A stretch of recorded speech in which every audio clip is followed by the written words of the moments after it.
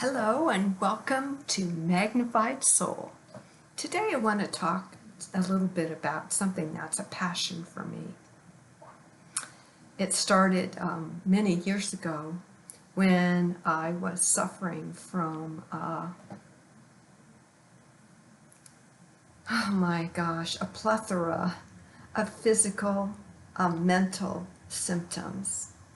I was going through a period of stress that was marked by all kinds of physical symptoms, from brain fog to pain throughout my body to high blood pressure, high cholesterol, inflammation.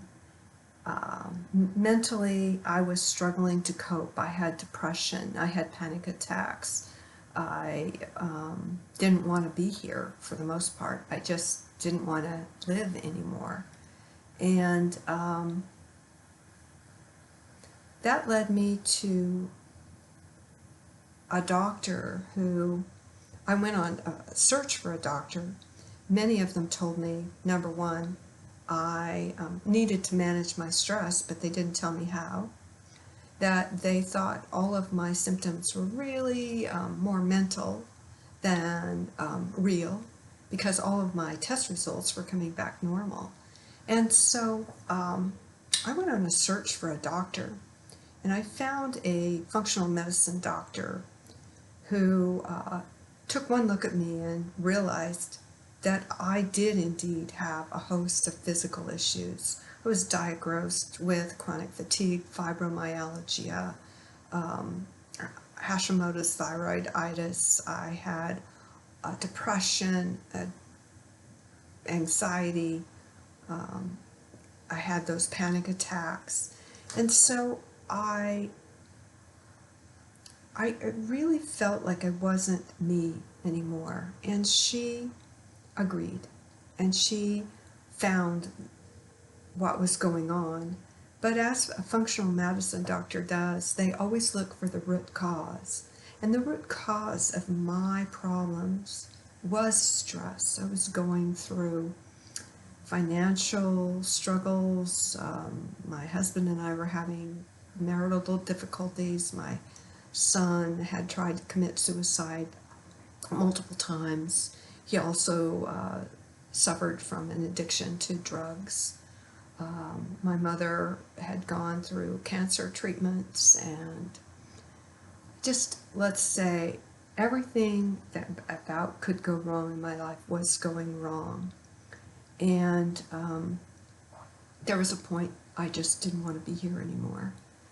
And I remember I said, this is it, I'm done. And because my son had been so suicidal, I thought, geez, maybe we could go together. As soon as I had that thought,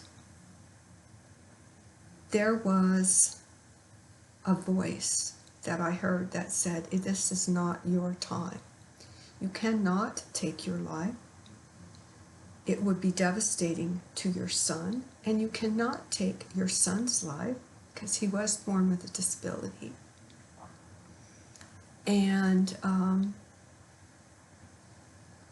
he needs you. You've fought for him your whole life. This is not the right path, and so you need help. And that's when I really went on this search for the doctor. And one of the things that she did for me was she introduced me to a mindfulness coach. And this woman, I spent 5 years with her. I spent 5 years healing, not just physically, but mentally, emotionally, and spiritually. And it was with her that I had my first spiritual awakening. But it was mindfulness that brought me to that awakening. And so it really became a passion of mine. I meditate every day. At first it was really difficult to meditate, I'm going to say. My mind went here and there and everywhere, and it didn't want to cooperate. And it took me quite some time to really find a rhythm. I have trouble sitting still. I like to move, and I tend to use my hands a lot. And so, yeah, I uh, had a little bit of difficulty getting into that practice. But I stuck with it. I saw her every week, sometimes 2 or 3 times a week, and we had a group that met on Saturdays. And I guess from that group I learned that everybody is different, that we all have our own unique way of getting through meditation or finding a peaceful path before us. But we all somehow muddled through and learned how to meditate together. And it was incredible because everybody's experiences from those meditations was quite different, and it was very enlightening to me and very curious to me. And I kind of became hooked on that, understanding like who I am and what am I about, and understanding other people and who are they and what are they about, and how did they get their thoughts. I kind of know where some of mine come from, but some of them I don't. And so I became very, very curious.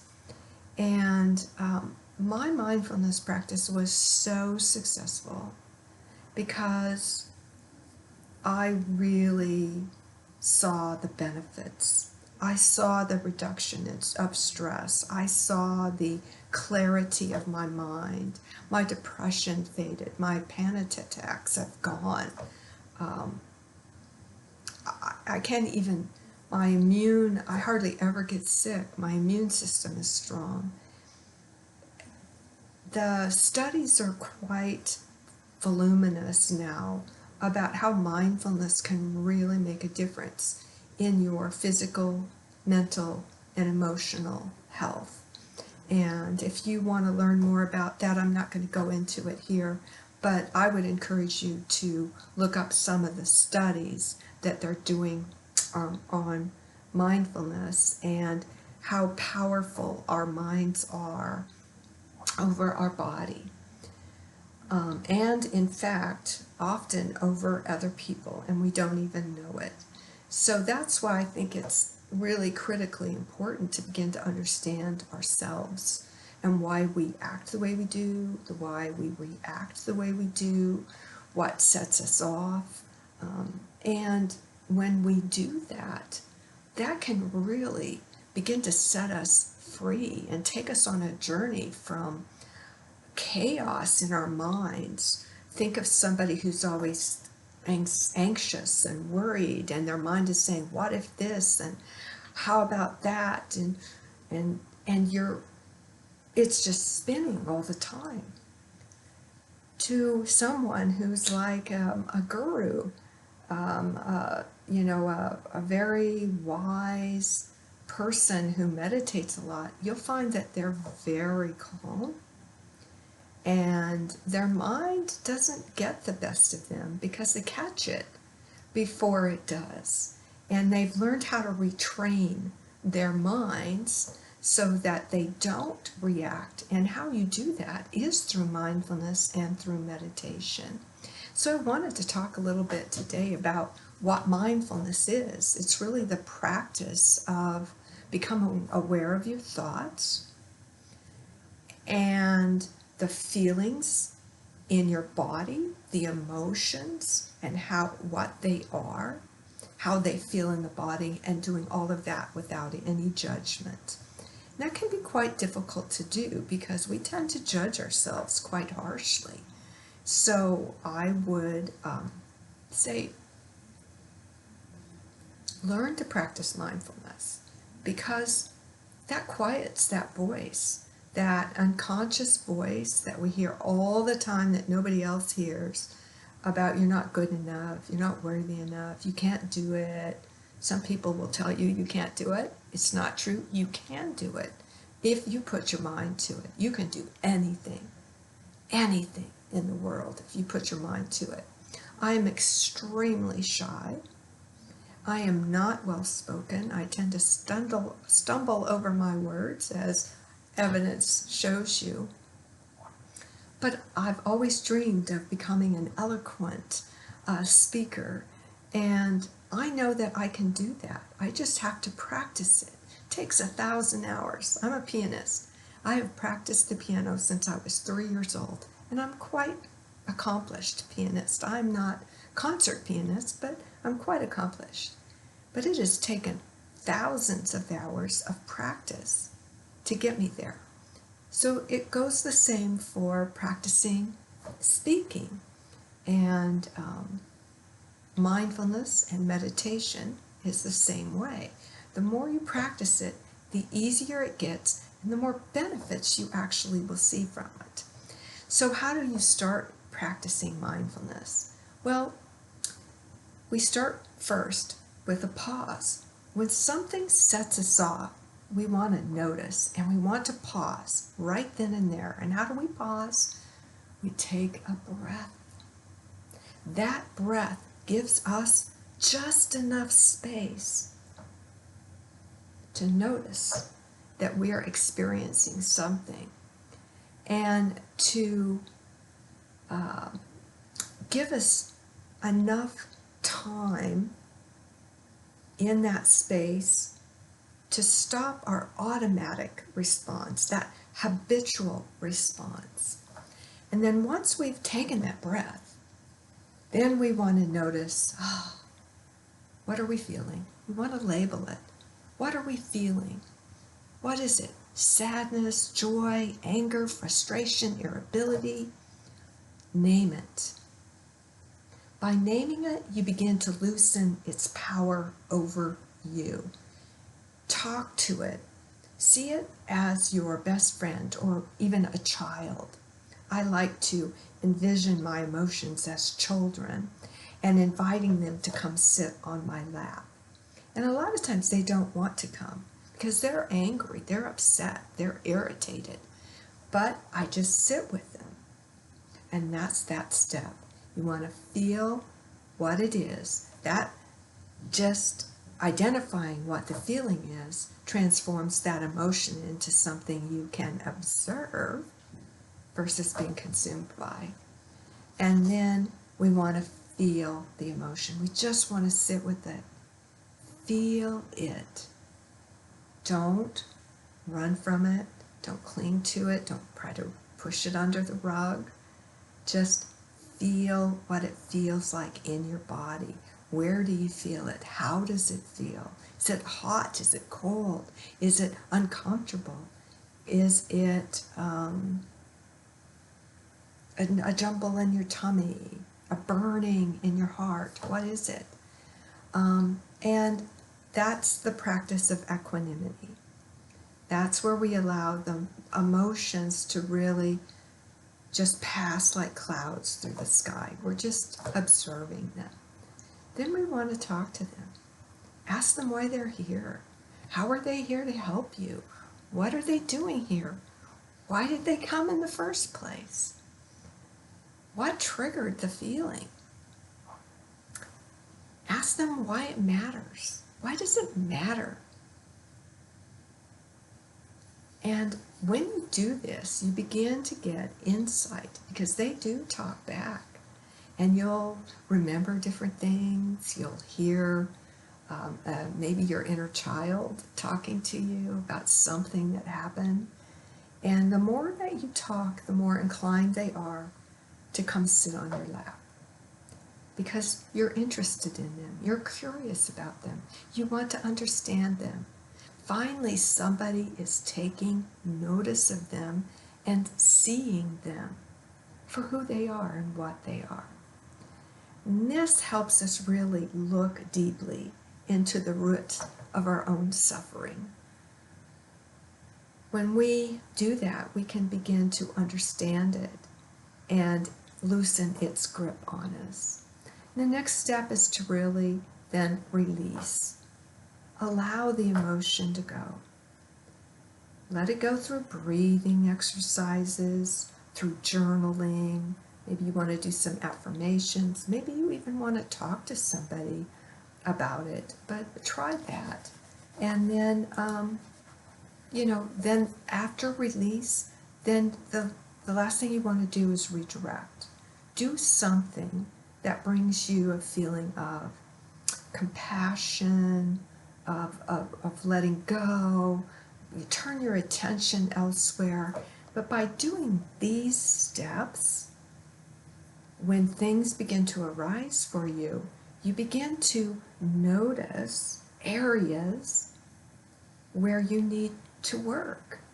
Like if you're always angry when somebody says something to you, and you begin to look inside that and you begin to recognize that the words that they're saying to you are setting off a feeling of fear or a feeling of shame or a feeling of not enough, then you can begin to do meditations specific to those particular things. And then when you do meditation, you go really deep, deep into delta and theta brain waves. This is how you get into that deep part of your brain where you can begin to make changes to how you want to think. And I think that's the real key to a mindfulness practice, is that uncovering what's going on inside you and why, and then beginning to say, I think maybe I want to change that, and doing meditations to help you reframe and your mind. And what you're doing there is really building new neural pathways in your brain, because every time you think a thought, we're electrical beings, so every time you think a thought, the thought creates a little electrical pathway in your brain. And the more times you think that thought, you think it once, it's this thick. You think it twice, it's now this thick. You think it 3 times, it's now this thick. 4 times, this thick. 5 times, before you know it, you have these really thick neural pathways running through your brain. And the thicker they get, and the more times you repeat it, the more instilled that thought becomes. And that thought then becomes a belief. And the more times we practice a belief that we wholeheartedly believe to be true, it becomes automatic, and we respond without even thinking about it. We don't even question it. And so the goal is to really begin to unwind those thick neural pathways and change our thought processes so we can begin to build new neural pathways with thoughts of I am good enough, I am worthy, I am abundant. And we begin to notice that the things around us, we begin to notice things that we can be grateful for. We begin to notice little things that we've never noticed before about ourselves and about others. And the more we notice, the more we begin to change. I love Wayne Dwyer's quote, if you change the way you think about things, the things you change about, if you change the way you think about things, the way you look at things change. And so it's so true, because if you change one thought, it changes everything. And pretty soon you're looking at everything differently. And your life, slowly but surely, this does take time, begins to change. And before you know it, you're not the person that you used to be. So I would highly encourage everybody who would like to see change in their life, who would like to have the ability to take that breath before they respond without thinking. Maybe it's in anger or with words that you might regret saying. That pause, that really allows us the space to begin to make changes in the way that we react. And we do this through mindfulness and meditation. And I hope that you all would give it a try. For me, it changed my life. It opened me up to new ways of thinking, to new ways of being. And my life has been changing so much for the better. I can't even tell you all the good things that have been going on. But that awareness and that connection with your higher power also begins here with mindfulness.